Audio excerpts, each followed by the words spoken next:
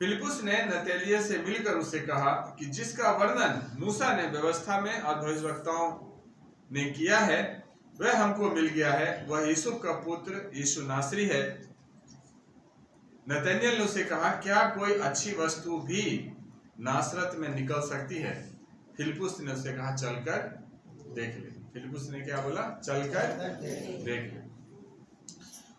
मेरे प्रिय, मैं कहना चाहता हूं, यीशु हमें बुलाता है, यीशु हमें चुन लेता है, हमें बुलाता है ना। और फिलिप्पुस से मिलकर, लिखा है फिलिप्पुस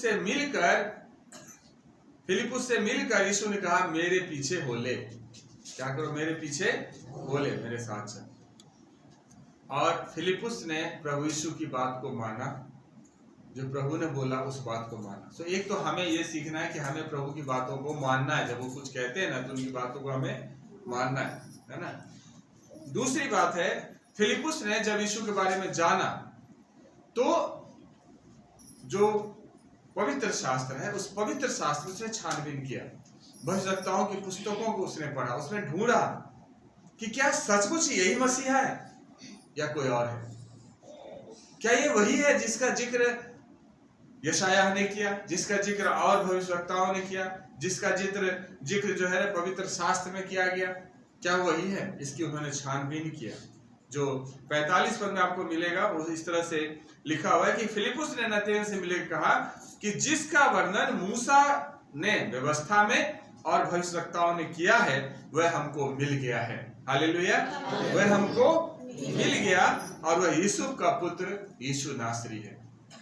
कितने कमाल की बात है। शास्त्री, फरीसी, याजक, महायाजक, जो पवित्र शास्त्र के धुरंधर थे, अच्छी तरह से पढ़ने वाले, उसको जानने वाले, उसको समझने वाले, दूसरों को सिखाने वाले, वो नहीं समझ रहे हैं कि जिस पवित्र शास्त्र में जिसका वर्णन है, भविष्यवक्ताओं ने जिसका वर्णन किया है, वो यूसुफ का पुत्र यीशु नासरी है। लेकिन एक साधारण सा इंसान वो समझ गया कि मसीहा कोई और नहीं बल्कि यही यूसुफ का पुत्र यीशु नासरी। सवाल यह है कि हम लोग परमेश्वर के वचन को कैसे पढ़ते हैं, हम लोग उसको कैसे समझने की कोशिश करते हैं। उन ज्ञानवान महापुरुषों के समान जिन्होंने पढ़ा तो खूब, लिखा भी, पढ़ा भी, लोगों को भी सिखाया, लेकिन पेंतुस पिलातुस के दरबार में ही महायाजक पूछता है कि तू बता क्यों नहीं देता कि मसीहा तू ही है। कंफ्यूज है। और ये बंदा बिल्कुल कंफ्यूज नहीं है, बिल्कुल खुले शब्दों में कहता है कि मैं वो जो है वो यूसुफ का पुत्र यीशु नासरी है, बिल्कुल खुले शब्दों में। मेरे प्रिय, जरूरी है कि हम भी परमेश्वर के वचन को जब हम सुनते हैं उसकी छानबीन करें, उसको समझें। कभी भी यीशु मसीह अंधविश्वासी बनने के लिए नहीं बुलाता, वो विश्वासी बनने के लिए बुलाता है। अंधविश्वास और विश्वास में क्या फर्क है? मैंने कहा और आप आंख मूंद के चल दिया, न सोचा न समझा, वो अंधविश्वास है। और विश्वास वो है जो हमने जांचा, परखा, देखा और तब विश्वास किया। यूहन्ना क्या अपनी पत्री में लिखता है, पहली पत्री में, कि हमने उसको जांचा, परखा, ध्यान से देखा, वरन गौर से देखा, और जो बातें हमने देखा, जो हमने हमारे साथ हुआ, वो मैं तुझे लिख रहा हूं। वैद्य लूका जब लिखते तो वो भी कहता, मैंने एक एक चीजों को जांच कर, परख कर, क्रमागत रीति से सब कुछ को लिखा और फिर तुझे बता रहा। इसलिए बाइबल के विश्वासी अंधविश्वासी नहीं होते, वो सच्चा विश्वासी होते हैं क्योंकि उसने जांच परख करके विश्वास किया है। और मैं आपसे भी यही कहूंगा कि किसी ने कह दिया है कि यीशु मसीह छुटकारा देता और यीशु के पीछे चल दिया, ये अच्छे विश्वासी का काम नहीं है। आप चलो यीशु के पीछे, लेकिन यीशु को जांचो, परखो कि सचमुच में वो मेरे जीवन में काम करता है नहीं, सचमुच वो मेरे लिए मसीहा है या नहीं, सचमुच वो मेरा प्रभु है या नहीं। तब आप एक अच्छे विश्वासी बन सकते हैं। नहीं तो विश्वासी कम बनेंगे, अंधविश्वासी ज्यादा बनेंगे, यीशु के पीछे कम भागेंगे, यीशु के प्रचार करने वालों के पीछे ज्यादा भागेंगे और फिर विश्वास से भटक जाएंगे। भागना ही है तो सर्व सिद्ध सनातन परमेश्वर का इकलौता पुत्र प्रभु यीशु मसीह, जो पूरे सृष्टि का रचने वाला है, उसके पीछे भागे, जिंदगी में कभी फेल नहीं होंगे। और एक बड़ी अच्छी दृष्टांत है, वो कहानी है जब सामरी स्त्री के साथ यीशु मसीह का बात होता है कुएं पर, और यीशु सामरी स्त्री को पता चलता है तो जा करके गांव में सबको बताता है कि जो मैंने गलती किया मेरे बारे में सब कुछ बता दिया, चल के देखो तो कहीं वही तो मसीहा नहीं है। और बहुत सारे लोग आए, फिर 2 दिन यीशु मसीह वहां रहे और तब वहां के लोगों ने कहा कि अब हम तेरे कहने ही से विश्वास नहीं करते। ध्यान सुनिए, अब हम तेरे कहने ही से विश्वास नहीं करते, क्योंकि हमने आप ही सुन लिया और जानते हैं कि यही सचमुच में जगत का उद्धार करता है। हालेलुया, यही सचमुच में जगत का उद्धार करता है। ये हमारे अंदर विश्वास होना चाहिए, ये हमारे अंदर विश्वास होना चाहिए। कई बार हमें ज्ञान होता है, समझ होता है, और विश्वास हमारा इसलिए हिल जाता है विपरीत परिस्थितियों में कि हमने जांच परख करके विश्वास नहीं किया। विश्वास तो हमने कर लिया, काम भी हमारे जीवन में हुआ, लेकिन हमने जांच परख कर विश्वास नहीं किया, इसलिए शक दिमाग में कहीं न कहीं रह गया। और जब वो आंधी चली जीवन में, तो वो शक वाला जो विश्वास था वो क्या हो गया, गड़बड़ आ गया, और फिर सब गड़बड़ हो गया। इसलिए जरूरी एक और प्रेरितों का काम में 17 अध्याय में जिक्र है, जब पौलुस और सिलास गया है बीरिया में प्रचार करने, तो वहां भी यहूदी लोग थे, और जब इन लोगों ने प्रचार किया तो वहां भी वचन में इस तरह से लिखा है, उन्होंने बड़ी लालसा से वचन ग्रहण किया। कैसे वचन ग्रहण किया? बड़े ही लालसा से, बड़े ही दिल के जिज्ञासा से उन्होंने वचन को ग्रहण किया, और प्रतिदिन हर दिन पवित्र शास्त्रों में ढूंढते रहे कि ये बातें यूं ही है कि नहीं। ग्रहण भी किया वचन को और पवित्र शास्त्र में ढूंढते भी रहा। जब आप पवित्र शास्त्र में ढूंढोगे कि क्या वैसा लिखा है नहीं लिखा, जब आप उस पर विश्वास करोगे, उसके वचन को ग्रहण करोगे, तभी वो जीवन को क्या करता है, आगे लेकर के चलता है। यीशु ने भी बहुत चिन्ह चमत्कार किए, हजारों की भीड़ यीशु के पीछे रहते थे। तभी यीशु ने क्या कहा, तुम मेरे पीछे इसलिए नहीं चलते कि तुमने चिन्ह चमत्कार देखे हैं, बल्कि इसलिए चलते हो तो मुफ्त में रोटी मिल जाए। कहीं न कहीं उनके अंदर वो वचन की कमी थी, कहीं न कहीं अंदर उस विश्वास की कमी थी। चिन्ह चमत्कार के मैं विरोध में नहीं हूं, बहुत अच्छी चीज है, होनी चाहिए और होता है, खूब होता है। पर यीशु ने खुद बोला कि तुम मुझसे भी बड़े बड़े चिन्ह चमत्कार को करोगे। लेकिन मेरे प्रिय, अगर आपने वचन को ग्रहण नहीं किया, आपका जीवन वचन के अनुसार नहीं हुआ, आपने वचन के द्वारा चिन्ह चमत्कार को ग्रहण नहीं किया, तो वो एक ऐसी आंधी होता है जो अपने पीछे दौड़ा के उड़ा ले जाएगा, और फिर जब तक आप संभलेंगे तब तक पता चला कि खूब सहित कबतराए सब कुछ गए। इसलिए सबसे बड़ा चमत्कार तो ये है कि प्रभु यीशु मसीह मरे हुओं में से जी उठा। सबसे बड़ा चमत्कार ये है, आप उस पर विश्वास करिए कि जो मरे हुओं में से जी उठ सकता है, वो मेरे जीवन के हर मरे हुए फील्ड को भी जीवित करके छोड़ेगा, हर मरे हुए फील्ड को जीवित करेगा। और उस पर जब हम विश्वास करते हैं तो हमारा जीवन आनंद से भर जाता है।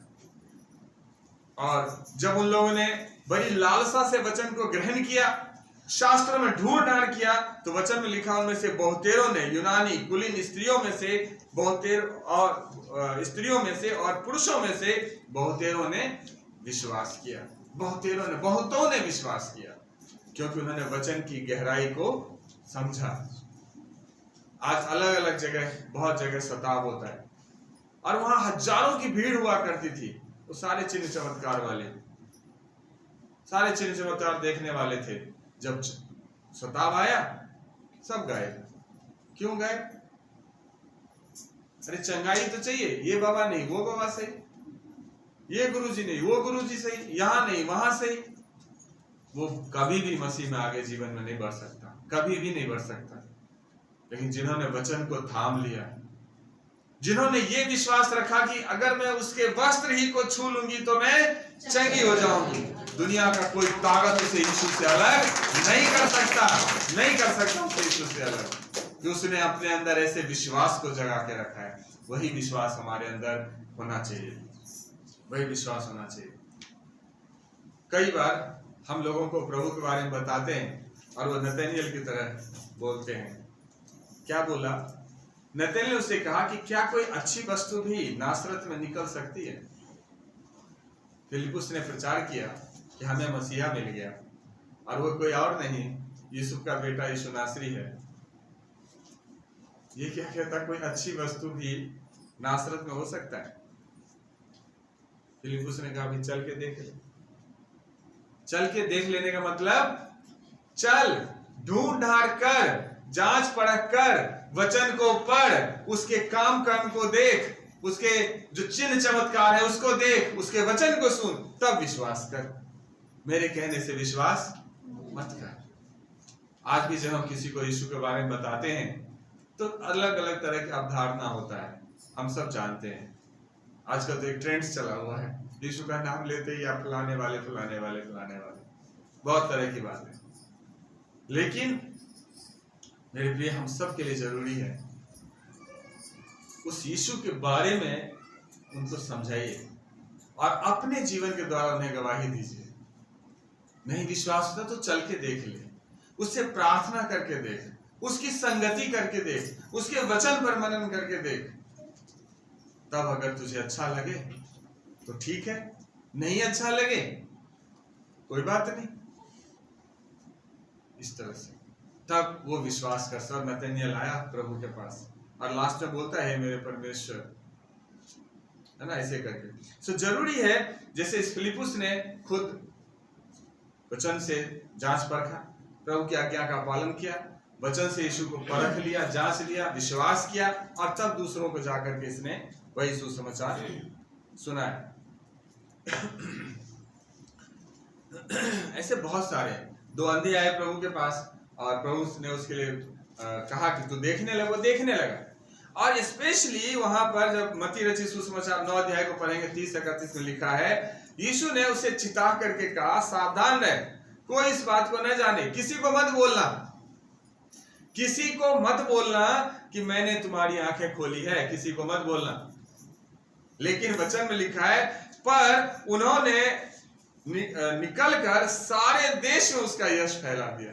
हालेलुया, सारे देश में उसका यश फैला दिया, क्योंकि उसके अंदर खुशी इतनी होगी। मैं सोच रहा था जब यीशु ने बोला मत बोलना, तो क्यों बोला? ये तो यीशु के आज्ञा को तोड़ा इन्होंने। लेकिन जब मैं इस पर सोचा तो मुझे यही लगा कि उसके अंदर खुशी इतनी थी, वो देखने लगा है, सृष्टि को देखा है, अपनों को देखा है, लोगों को देखा है, उसको एक इतनी खुशी मिली कि वो इस बात को भूल गया कि प्रभु बोला किसी को मत बता। अरे इतनी खुशी की बात किसी को नहीं बताए तो फिर बताए कौन सी बात? इतनी खुशी की बात। इसीलिए तो इसे सुसमाचार कहा गया है। शुभ समाचार, एक ऐसा समाचार जो हर एक जन के लिए है।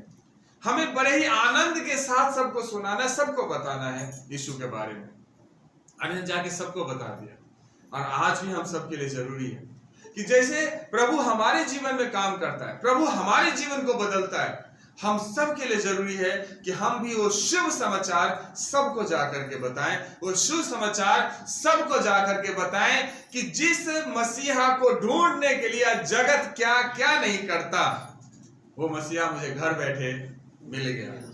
जिस आनंद को, जिस खुशी को, जिस शांति को पाने के लिए, जिस छुटकारे को पाने के लिए, जिस चंगाई को पाने के लिए हमने कितने सारे पाप पर नहीं बेले, वो अब बिना आटा गूंदे हुए ही हमें घर में मिल गया।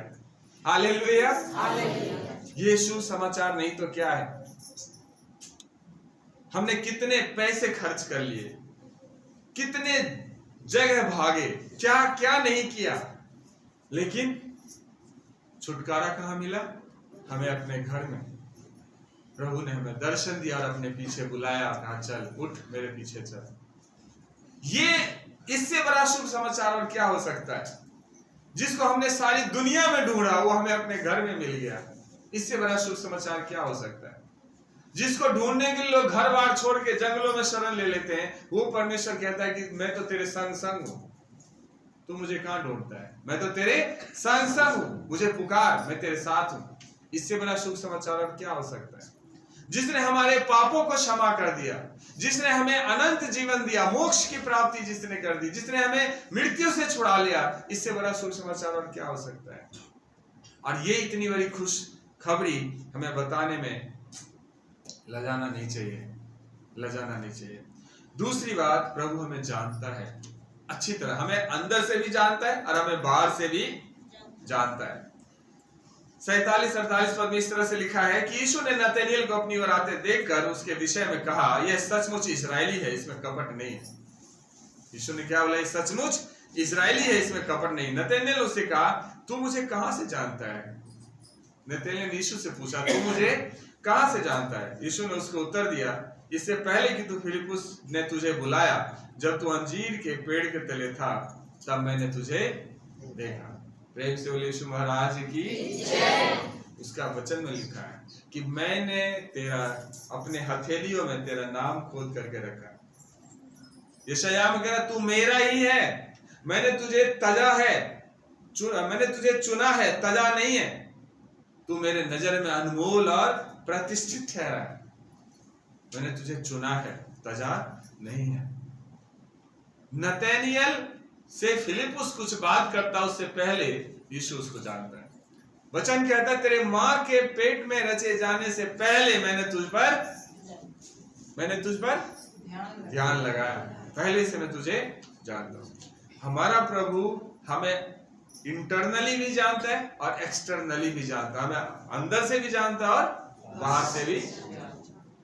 हमारे माँ बाप, संसार के माँ बाप में बाहर से जानता है, अंदर से बहुत कम जानता है।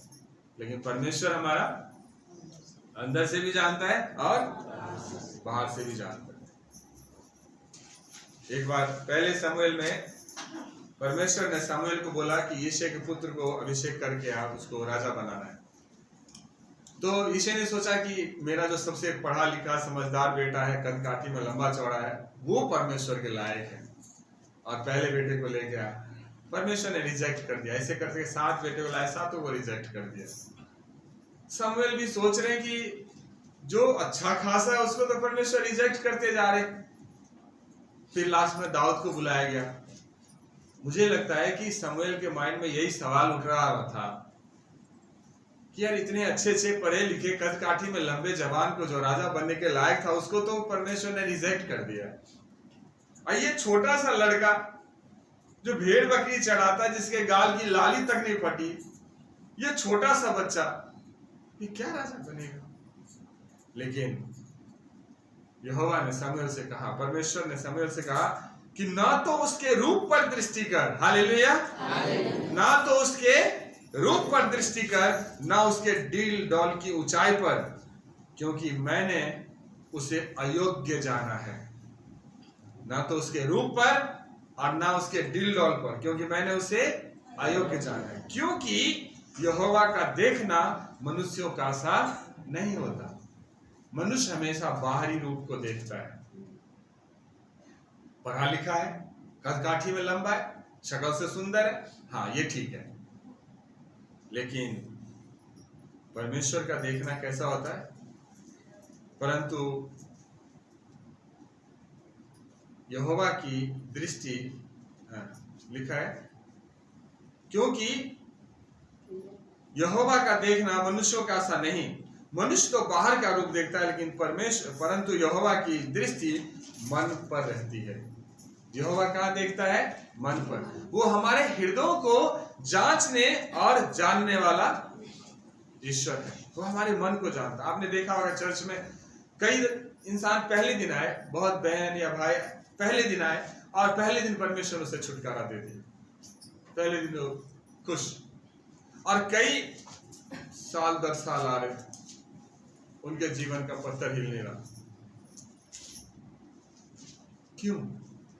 कारण क्या है? यही, परमेश्वर उसके मन को जानता है। जब तक उसके सामने आप सीधे नहीं बनोगे ना, वो टेढ़ों के लिए तो तिरछा है, टेढ़ों के लिए वो तिरछा है। वो सीधे के लिए सीधा है, लेकिन टेढ़े के लिए वो तिरछा है। वो मनों और दिलों को जांचने और जानने वाला ईश्वर। सो अगर आप उस परमेश्वर की महिमा को देखना चाहते हैं, उससे कुछ पाने की आशा रखते हैं, यीशु ने खुले शब्दों में कहा कि जो कुछ तुम पिता से मेरे नाम से मांगोगे, मेरा पिता तुझे देगा। जो कुछ मांगो। मिलता क्यों नहीं? आगे लिखा है, मिलता इसलिए नहीं कि तुम बुरी इच्छा से मांगते हो, ताकि सुख विलास में उड़ा दो। मनों को जांचता है। हमारे मन कैसा है? आप सीधा बन के देखो उसके सामने, वो आपके लिए देखो कितना सीधा है, जो मांगोगे सब देगा। थोड़ा सा टेढ़ा बन के देखो, वो तिरछा बना हुआ पहले से खड़ा, क्योंकि वो हमें जानता है, वो हमें बाहर से भी जानता है। हमारा प्रभु हमें बाहर से भी जानता है। यही नतनएल ने पूछा, तू मुझे कब से जानता है? वो बता रहे कब से जानता है। एक झोले का मारा था जिसको छत खोल करके घर के अंदर रखा गया, परेशान था, चल नहीं पाता, तो उसे उठा करके लाया गया। 4 उसके दोस्तों ने या जो भी रिश्तेदार थे वो लाया उठा के और यीशु के सामने रखा, बुरे हाल में, हिलने डुलने वाला नहीं। प्रभु कितने करुणा भरे शब्दों में उसे कहते हैं, हे पुत्र ढाढ़स बांध, तेरे पाप क्षमा हुए। हालेलुया। हे पुत्र ढाढ़स बांध, तेरे पाप क्षमा हुए। अब तू ठीक हो जाएगा, अब तू चंगा हो जाएगा। उसकी हालत देखकर, एक और 38 साल से बीमार इंसान था, हम लोग जानते हैं। वहां वचन में लिखा है, यीशु ने उसे पड़ा हुआ देखकर और जानकर कि वो बहुत दिनों से इस दशा में है, यीशु ने उस पड़ा हुआ देखा, बहुत दिनों से बीमार में ये देखा, और देख करके उससे क्या पूछता है, क्या तू चंगा होना चाहता है? हालेलुया। बहुत दिनों से बीमार पड़ा है, दुर्दशा में पड़ा हुआ है, कोई उसके पास है नहीं उसको उठाने बैठाने वाला। जब तक वो कुएं पे पहुंचता है तब तक कोई और चला जाता है, तब भी प्रभु से पूछता है, क्या तू चंगा होना चाहता है? वो बहाना बताता है, प्रभु मैं अपनी भाषा में बोलूं, प्रभु मैं ठीक तो होना चाहता हूं, लेकिन प्रॉब्लम यह है कि पानी हिलता है, मेरे पास कोई है नहीं, जब तक मैं पहुंचता हूं कोई और पहुंच जाता है, और मैं वैसे का वैसे सालों से यहीं पर बैठा पड़ा हूं। मुझे लगता है उसके ऐसे बोलते बोलते ना आंख में आंसू जरूर आ गया होगा, क्योंकि दर्द बहुत है। एक बीमार के पास कोई हालत पूछने वाला नहीं, कोई उसको मतलब थोड़ा सराहना देने वाला भी नहीं, कोई इसको हिम्मत बढ़ाने वाला भी नहीं है, और उनके पास है। कितना बुरा हाल होता होगा। लेकिन प्रभु हमारा जो करुणामय है, दयालु ईश्वर है, वो हमसे बेहद प्रेम करता है। उसने कहा, बेटा कोई बात नहीं, अपनी खाट उठा घर चला जा। हालेलुया। अपनी खाट उठा।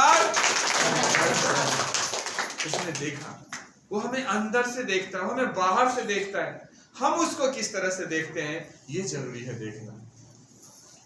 हम अपने मन को सीधा नहीं करेंगे, बंदूक तान देंगे पास्टर के ऊपर, ये मेरे लिए सही से प्रार्थना नहीं करते, मेरे से नाराज है।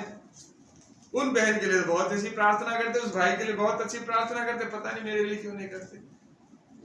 मेरे प्यारे भाई, प्यारी बहन, मैं कुछ नहीं कर सकता, या कोई भी पास्टर कुछ नहीं कर सकता अगर आपका तालमेल यीशु के साथ ठीक नहीं है,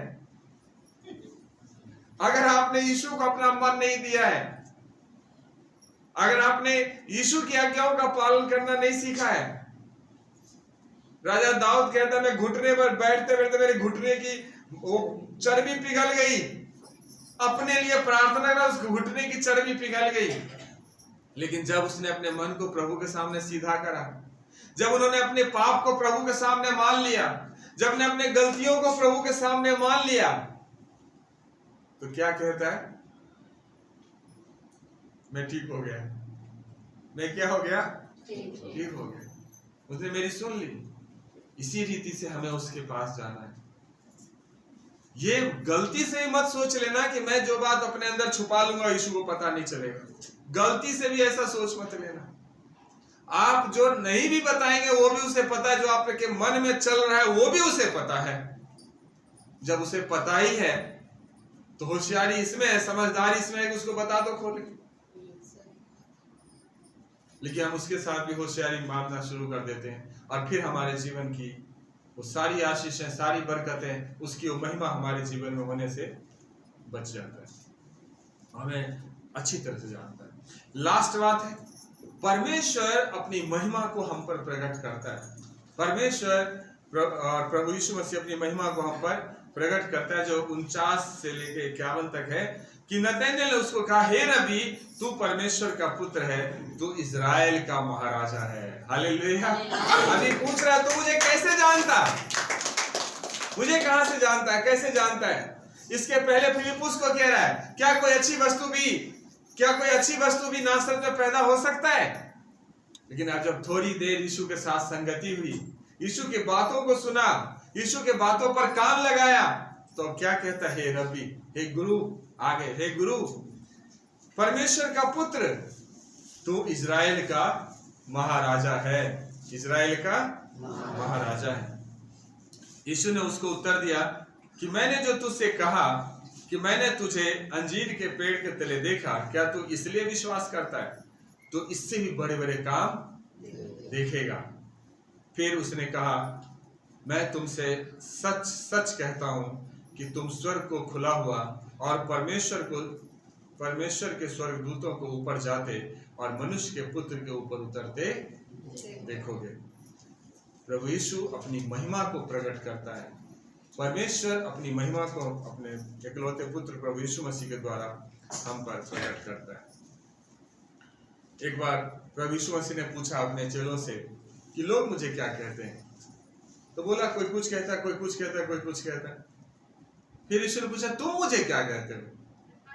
तो पतरस ने जवाब दिया कि तू जीवते परमेश्वर का पुत्र मसीह है, तू जीवते परमेश्वर का पुत्र मसीह है। तो यीशु ने कहा कि ये बात, और इस तरह से मैं पढ़ देता हूं। यीशु ने उसको उत्तर दिया कि हे समौन योना के पुत्र, तू धन है, क्योंकि मांस और लहू ने नहीं, परंतु मेरे पिता ने जो स्वर्ग में है यह बात तुझ पर प्रकट किया है।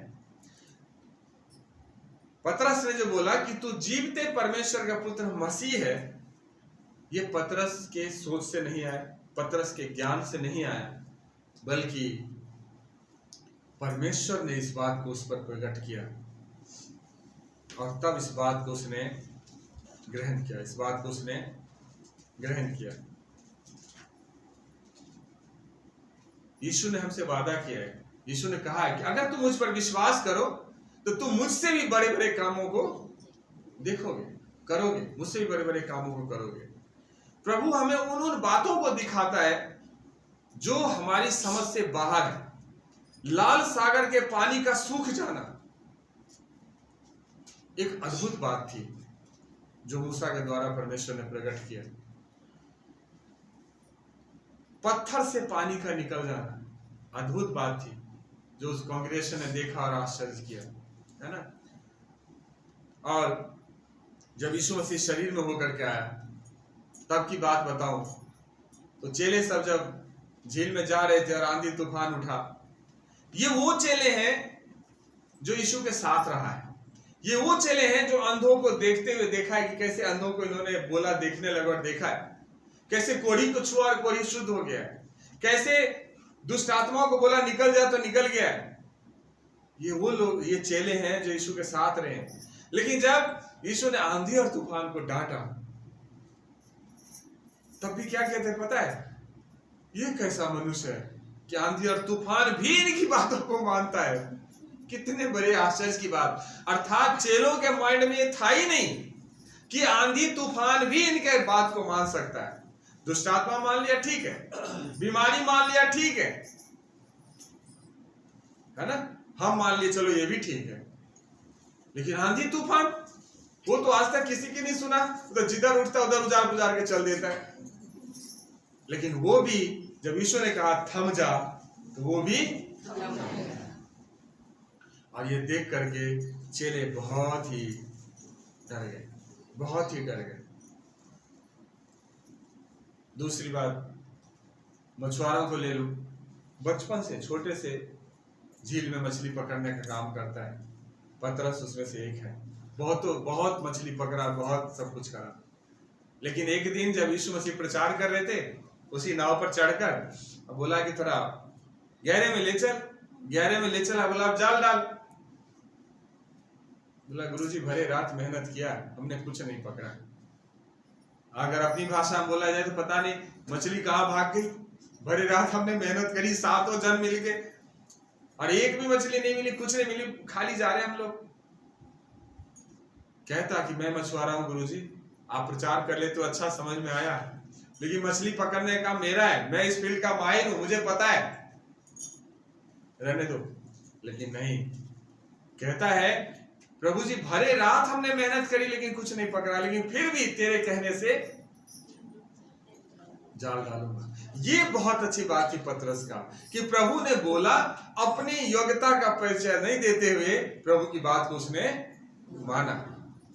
कई बार हम नहीं मानते ना, हम कहते प्रभु जी आप और बात में ठीक है, इस मामले में तो मैं ही ठीक हूं, इसलिए आप बैठिए, मुझे काम करने दीजिए, और इसलिए हम फेल हो जाते हैं। और वहां लिखा है जब जाल डाला गया इतनी मछली आई, 2 नाव, एक नाव भर गया, फिर दूसरा नाव बुलाया वो भर गया, और मछली डाल देते नाव पर तो नाव डूब जाती, ये हालत था। लेकिन कमाल की बात है कि जाल में अभी भी मछलियां हैं। परमेश्वर की आशीष कभी कम नहीं होता। अगर तीसरी नाव आती तो मैं पूरे दावे के साथ कह सकता हूं कि तीसरा नाव भी भर जाता, लेकिन जाल की मछलियां खत्म नहीं होती। और ये देखकर मुझे अचंभा हुआ कि हमारी तो जीवन बीत गई मछली पकड़ते पकड़ते, एक नाव नहीं भरा आज तक। और यहां यीशु मसीह ने एक बार बोला और एक बार में इतनी मछली फंसी, 2 नाव भर गए, लेकिन अभी भी जाल में मछली भरे पड़े हैं। Hallelujah, hallelujah. ये वो आश्चर्य कर्म है जब हम उसकी बातों को मानते हैं, जब उनके बताए हुए रास्ते पर चलते हैं, हमारे जीवन को ऐसे ही आशीषों से भर देता है। और ना केवल पतरस को अचंभा हुआ, पतरस के जो और साथी थे उनको अचंभा हुआ। पतरस तो घुटने हिल गया, घुटने पर आ गया, करे हे परमेश्वर मैं पापी मनुष्य, मेरे पास से चला जाए। क्यों ऐसा बोला? मैं मछुआरा हूं, बचपन से मछली पकड़ते आया हूं, जाल फेंकने का मुझे एक्सपीरियंस है, पानी की कलर देख के बता सकता हूं कौन मछलियां, कितनी मछलियां, कैसी मछलियां हैं। लेकिन आज भरे रात जाल फेंकने के बावजूद भी एक मछली का बच्चा नहीं पकड़ पाया, मछली तो दूर की बात है। लेकिन आपने बोला और इतनी मछली पता नहीं कहां से आ गए। भरे रात ये लोग कहां चले गए थे? घूमने, हिल स्टेशन घूमने चले गए थे सारी मछलियां, और इतनी मछलियां कि 2 नाव भर गई, अभी भी जाल में मछली फंसा पड़ा है। ये देख करके अचंभा हुआ। मेरे प्रिय, मेरा कहना यह है कि आप भी, हम भी अगर अपनी सोच ना लगाए हुए प्रभु की बातों पर विश्वास करें, जैसा वो कहता है वैसा करें, तो गारंटी के साथ मैं कह सकता हूं कि वो उसके उस महिमा को हम देख सकते हैं अपने जीवन में, उसके चिन्ह चमत्कार को हम देख सकते हैं अपने जीवन में, जैसा उन्होंने देखा। एक दिन प्रार्थना में चले गए तो पहाड़ पर मूसा और एलिया मिलने के लिए आया, और सूरज के समान यीशु का मुंह चमका, पूरी ज्योतिर्मय हो गया। वहां भी चले गए थे, प्रभु हम यही रहेंगे, यही ठीक है, यही हम मंडप बनाएंगे, यही अब आराम से ठाठ से अपना बिजनेस ढंग से चलेगा, मछली पकड़ने को छोड़ो, यही अच्छा सा मंडप बनाएंगे, यही गुजारा करेंगे। प्लानिंग बना दिया चेलों ने अपने हिसाब से। हम भी प्लानिंग बना देते हैं अपने हिसाब से। एक बहन से मिला, बहुत सेवकाई के लिए बहुत वो थी, तो मैंने कहा कि आपकी बुलाहट क्या है? बोला कि मेरी इच्छा है कि मैं एक बड़ा सा चर्च बनाऊं और बड़े चर्च का बड़ा पास्टर बनूं। मैंने कहा बहन वो तो ठीक तो है, बड़ा सा चर्च, बड़ा सा पास्टर हो, ठीक है, लेकिन प्रभु ने आपको बुलाया किस लिए ये तो बताओ। क्या प्रभु ने आपको पास्टर बनने के लिए बुलाया? क्या प्रभु ने आपको बड़े चर्च का बड़ा पास्टर होने के लिए बुलाया है, या प्रभु ने आपको एवेंजलिस्ट बनने के लिए भेजा कि जाओ पहाड़ी एरिया आप जाकर प्रचार करो? प्रभु से ये तो पूछो कि आप बुलाए किस लिए गए हो। दोबारा आए नहीं मेरे पास लौट के। अभी पता चला सेवा सुबह सब छोड़ छाड़ के नौकरी करते हैं। कारण क्या था? प्रभु ने बुलाया पूरब की तरफ चलो, हमने तीसरे बंदे को देखकर दक्षिण की तरफ चल दिया। कभी जीवन में सफलता नहीं मिलेगी। सफलता तब मिलेगी जब हम उसकी सुनेंगे। और वहां जब चेलों ने इस तरह से प्लानिंग बनाना शुरू किया तो लिखा है एक उजले बादल उन्हें छा लिया, और देखो बादल में से एक शब्द आया कि ये मेरा प्रिय पुत्र है जिससे मैं प्रसन्न हूं, इसकी सुनो। इसकी सुनो, अपनी मन की मत सुनो। अपने लिए बड़े से मंडप बनाने की कोशिश मत करो, अपने लिए बड़ी मिनिस्ट्री, बड़े चर्च बनाने की कोशिश मत करो। यीशु जो कहता है उसकी सुनो, तब प्रभु तुम्हारी महिमा को बढ़ाएगा, तब प्रभु तुझे बड़ा बनाएगा, तब प्रभु तुम्हारे जीवन को आशीषित करेगा। और अगर ऐसा नहीं करेंगे तो सब क्या हो जाएगा? गड़बड़ हो जाएगा। हमें अपने प्रभु की तरफ देखना है, उस पर आशा लगाए रहना है, ताकि प्रभु हमारे जीवन को आशीष से भरे और भी भरपूरी से बढ़ाए। हमने 3 बातों को सीखा कि प्रभु हमें बुलाता है, एक निश्चित उद्देश्य के लिए बुलाता है जिसको हमें करना है। दूसरी बात, प्रभु हमें अंदर से भी जानता है, बाहर से भी जानता है। और तीसरी बात, हम उसकी बातों को मानते हैं, अपनी महिमा को हम पर प्रकट करता है। तो मेरे प्रिय, अगर हम चाहते हैं कि हमारे जीवन से प्रभु की महिमा हो, हमारा जीवन आनंदित हो, हमारा जीवन आशीषित हो, तो जरूरी है कि हम उनके वचनों के अनुसार